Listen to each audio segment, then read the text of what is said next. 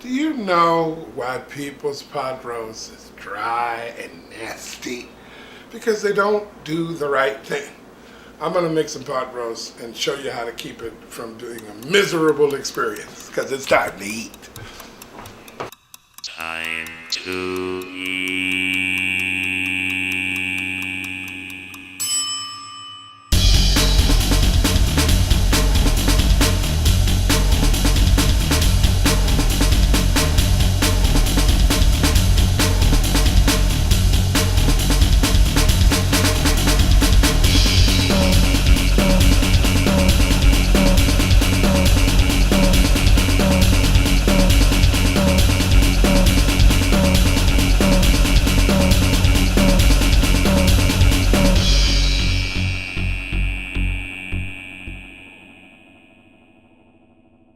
First thing you're going to do is when you get your roast, what I do first is I put it on a fry pan skillet and get it in here.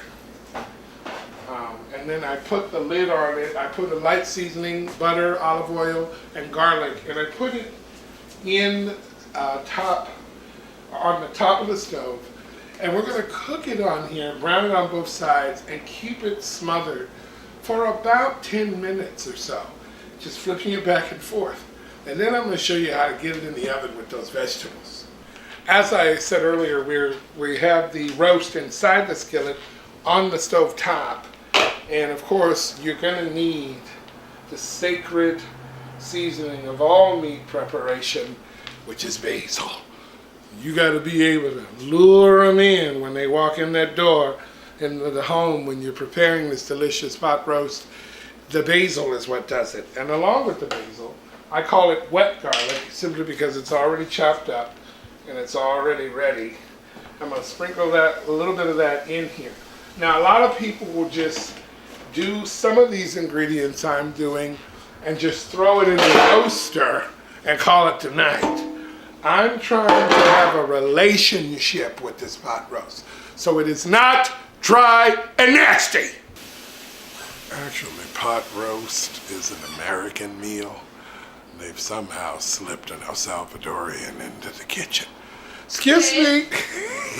Excuse me, ma'am. Could you come over real quick and close your sweater and stuff? Okay. Look who's here. It's Elizabeth. Now go, wench. She's doing more. The vegetables. We have the potatoes, red potatoes. I like the sweetness of the red potatoes. This flavor and this juices and what's in here will seep into the roast and keep it from being dry and nasty. The way I put the vegetables in there, they're not just going to be floating around and not being a part of this relationship that I told you I developed with meat when I cook it. Also, these are the carrots that are going to go in, another sweet type of a flavor. And what do you know? It looks kind of weird, but these are reddish. They're reddish kind of coloring. They're radish. And this is really going to help with the flavor of the meat. Let's get this meat in the oven and let's get these vegetables together, okay? Did I call them vegetables?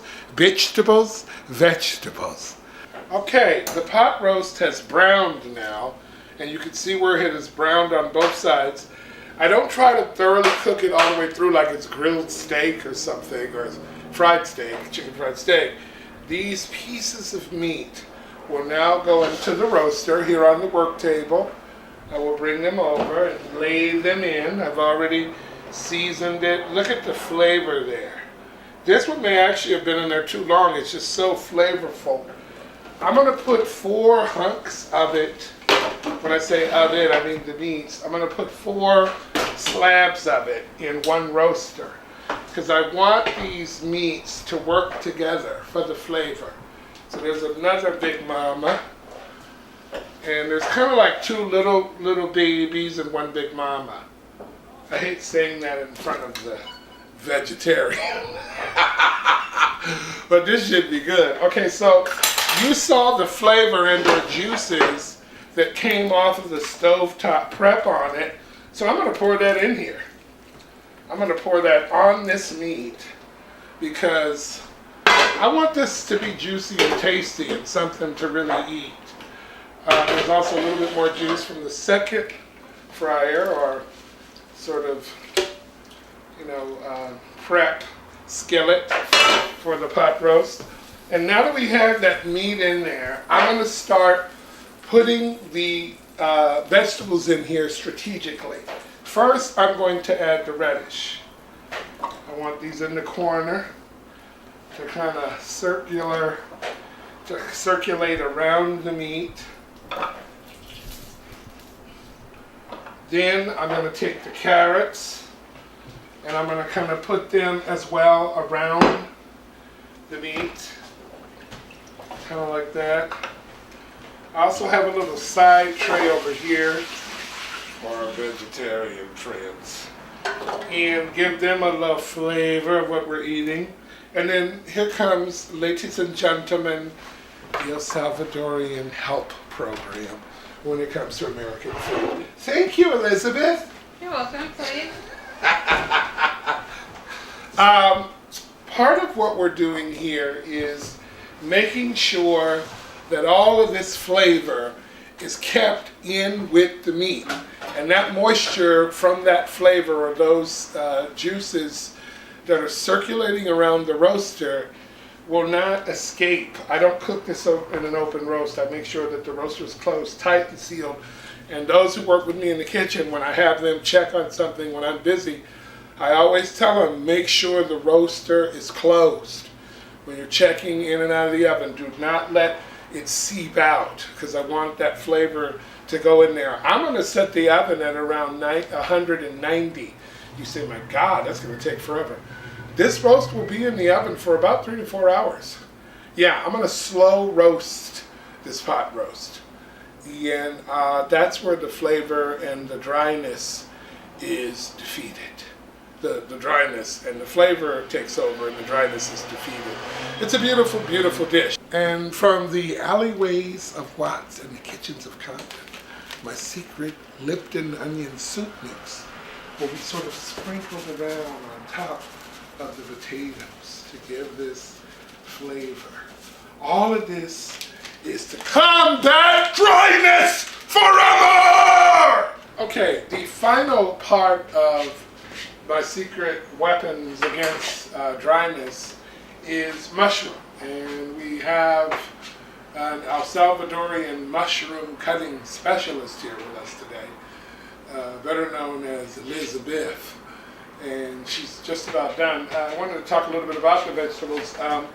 One of the reasons why we've chosen the vegetables that we've chosen is traditionally pot roast is cooked with potatoes. A lot of people use russet potatoes. When I cook it, I like the red potatoes because I said earlier there's a sweetness that you can taste in the flavor of the meat when they are prepared. Here's our mushrooms. So what I'm going to do, this is the vegetarian pan. I'm just going to put a little mushroom over here. And then this is, of course, the pan for the carnivus. And I will go ahead and put that in there. And then I will get the lid for the short roaster. It kind of reminds me of Elizabeth and myself. This is me. This is Elizabeth. We're going into the oven. Our oven is at 190. I'm going to turn it up a little bit at like 200. Let it cook for an hour at 200. And then turn it back down to 190 for the remainder of the 2 hours. I'm really going to take my time with this roast. And then it will be time to eat. We are back at the oven. Our roast has been cooking. We're getting ready to take it out. And we can't wait to see the flavor. And let's see what we got here. Woo! You're going to notice through all of our experiences with meat that dryness is just not allowed here at Talking about meat and talking about the quality of food. This is what we want. Look at that. The moisture. See that flavor? I'm going to take this, get a little piece of it here. I'm also going to get one of our delicious red potatoes, carrots, and a little bit of radish. Put this all on the fork, Time to eat. and I'm gonna put this in my mouth and eat it.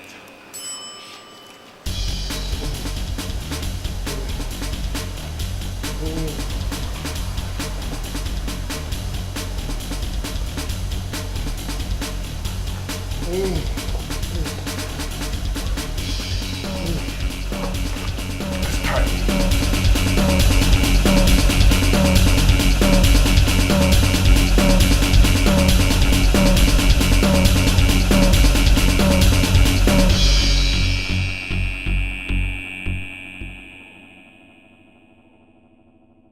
All of this is to combat dryness for a